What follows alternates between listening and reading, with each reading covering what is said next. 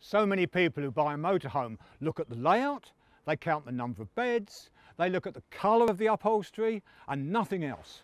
For example, they don't even think to look at the foundation on which it all sits. I'm referring, of course, to the chassis.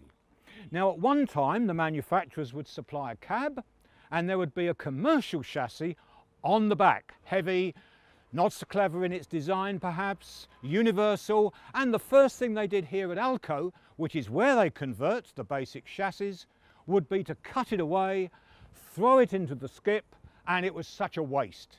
So look what is done nowadays. The cab suppliers have these, and they really look so cute. It's hilarious if you've never seen one of these, because there's a cab, and then there's another cab. They call it a back-to-back arrangement. And naturally, this is going to be divided. It won't go out like this. And we're going to show you what happens in the conversion that follows. Follow me. Now we're inside the factory. And oh, what a shame these back-to-back vehicles have been cut apart and that jolly shape has disappeared. They fall on the ground were it not for this, the jockey wheel. And incidentally, these are heading for the world of motorhomes because the backs are plastic and are quickly removable to use that part as part of the living area. Thus steel on a commercial vehicle. Now over this side, the axles are being prepared. And let's not forget that the suspension system is a torsion bar one for comfort as opposed to the old leaf springs that would have been on the commercial type chassis. And this is all being produced and prepared to take over here. Follow me.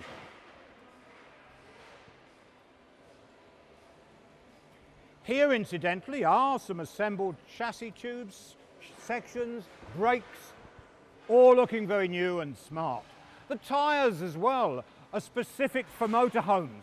They can be different from commercial tyres in respect of their capacity to carry weight. And this is the assembly thing. Now don't forget, over here there is no welding going on. The actual chassis members are all bolted together with very special security bolts.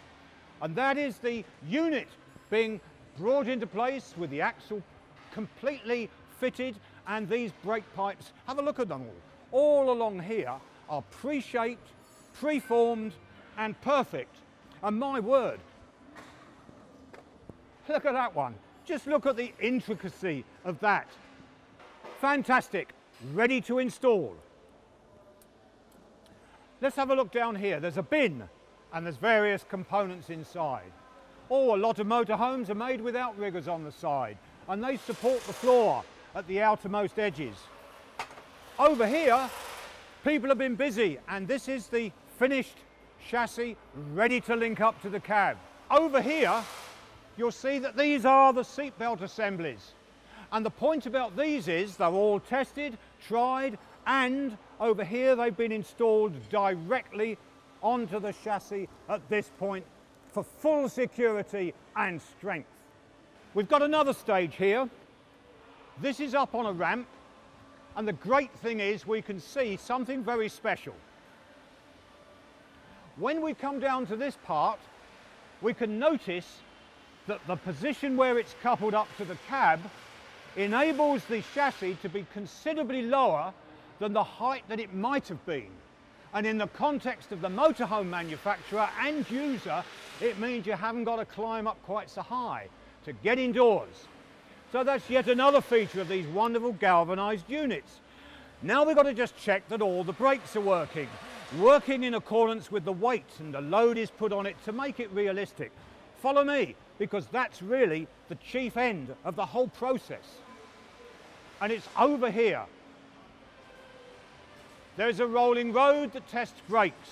There's an opportunity to load it up so that it's more realistic to test the brakes.